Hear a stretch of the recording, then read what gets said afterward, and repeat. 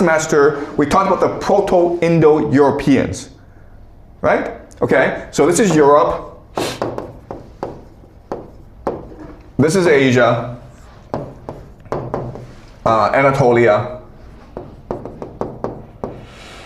Okay, so remember that after the Ice Age, hunter-gatherers spread around, okay? Okay, so you have hunter-gatherers around. But then because as the Earth was warming, this allowed for agriculture. And so a new group came into being that focused on agriculture, okay? These are the farmers. These are the farmers. And they arise primarily in Anatolia and the Levant and Mesopotamia because that was the warmest part of the globe that was most amenable to agriculture. But then, if you remember, there's always climate change. And because of climate change, they're now forced to migrate, okay? And a lot migrated to Europe. And when they went to Europe, they forced out the hunter-gatherer, okay? It was not violent because hunter-gatherers have very few people and they're allowed and they can move about, okay? But eventually what happened is that the farmers were able to displace the hunter-gatherers. Okay, now they're established in Europe.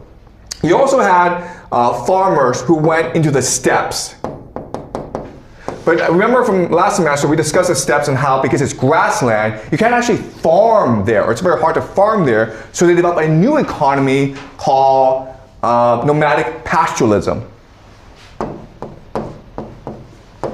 Which is to say that they raised sheep, goat, and cows, and they migrated from one area of the grassland to the next, okay? And as a result, they became very strong, very aggressive people. And again, because of overpopulation, because of climate change, these people are now forced to migrate to Europe, okay?